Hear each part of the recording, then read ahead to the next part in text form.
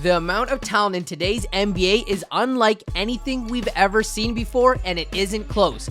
Every team has at least one guy capable of creating a must-see TV moment, and today, as the 2022-23 season starts to wind down, we're breaking down each one. Here are the most valuable players on every team.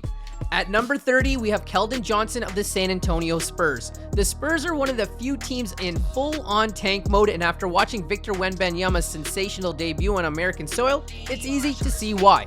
But in the wake of DeJounte Murray's departure, the Spurs still have an exciting young player to watch, and that man is Keldon Johnson.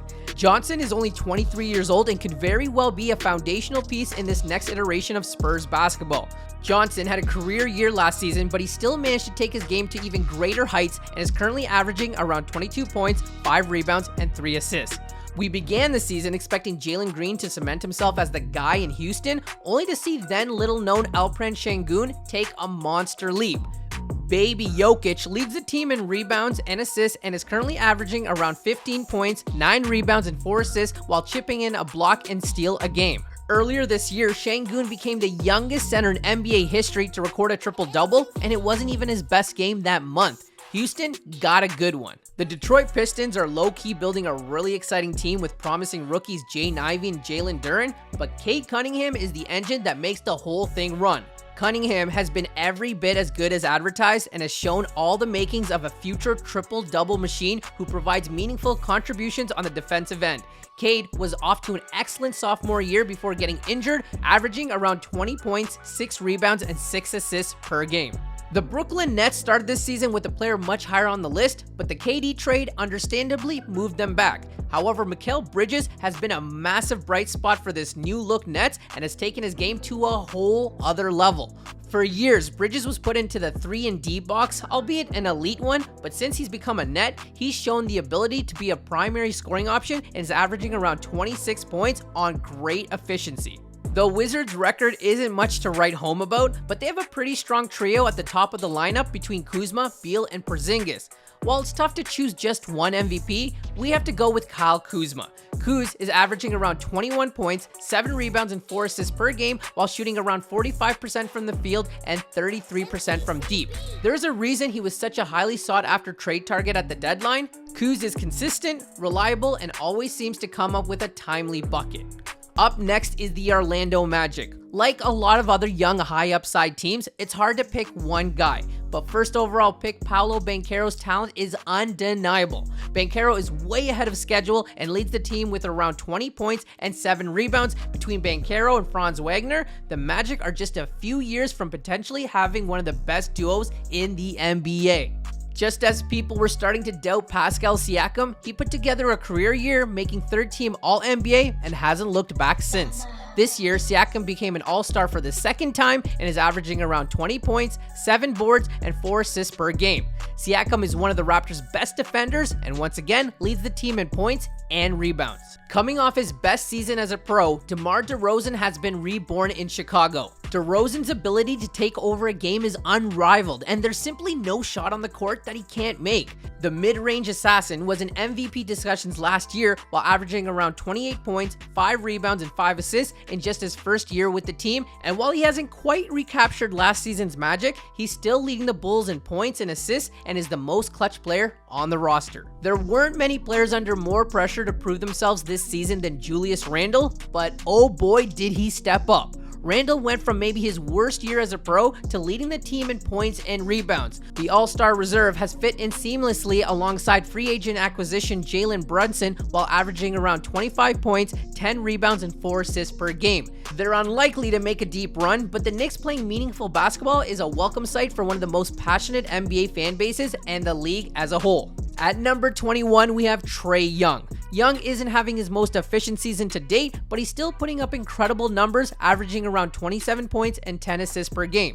Together with DeJounte Murray, Atlanta has created one of the most dynamic backcourts in the league, and it should only improve as they continue to build chemistry, assuming that trade doesn't demand a trade.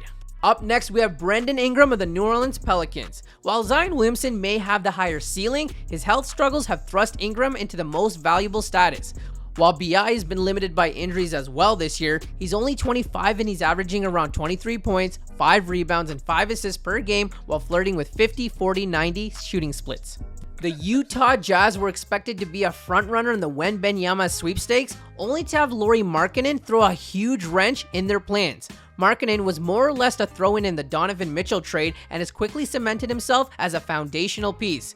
Markkanen became a first-time All-Star starter this year while averaging around 25 points, 9 rebounds, and 2 assists per game on incredibly efficient shooting. Pencil him in for a spot on the All-NBA list too. LaMelo Ball may have shockingly slipped to the 3rd overall pick in his draft class, but there's no doubt he's the best player on the Charlotte Hornets. The potential with LaMelo Ball is limitless. Not only is he a human highlight reel, but he led his team in assists and steals last year and very nearly led the team in points and rebounds. Ball has done everything you can reasonably ask of a young man, from winning the Rookie of the Year to making his first All-Star appearance, but we know he's still only scratching the surface of his full potential. A right ankle injury sidelined him this season, but we know he'll be back with vengeance next year. At number 17, we have Tyrese Haliburton of the Indiana Pacers. Haliburton was electric for the Pacers after being acquired at last season's trade deadline and has only gone better since.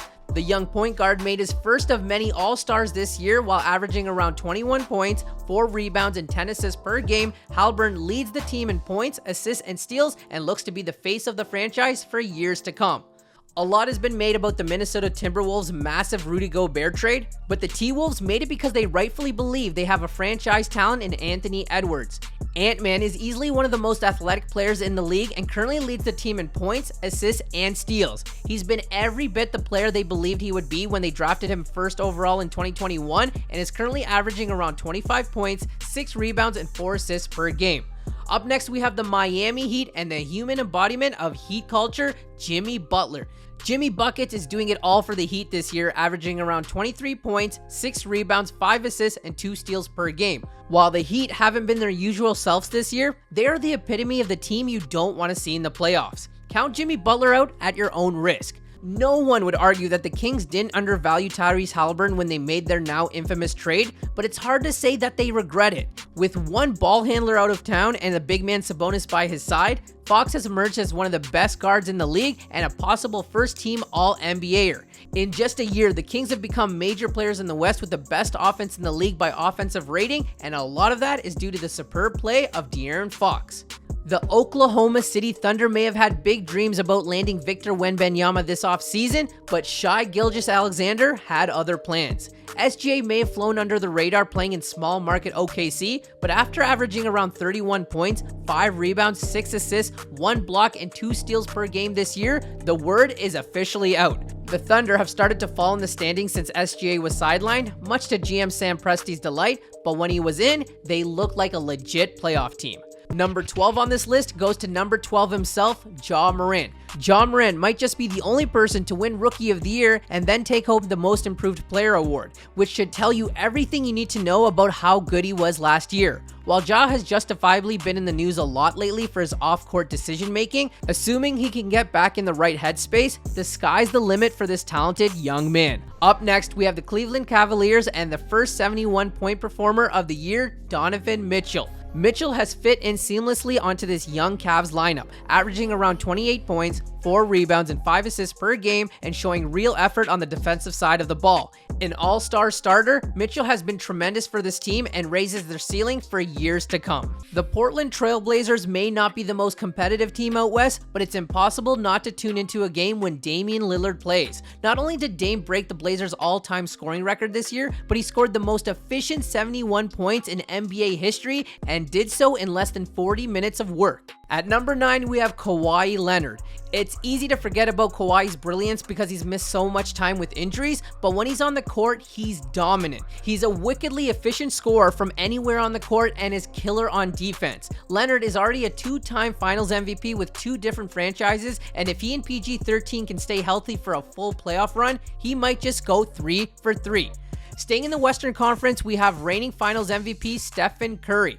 Curry has already changed the game of basketball forever, and he's not slowing down anytime soon. This year, Curry's averaging around 30 points while converting on an insane 5 threes per game. The Warriors have had plenty of ups and downs this year, and in particular have struggled on the road, but do you really feel good about betting against Steph Curry?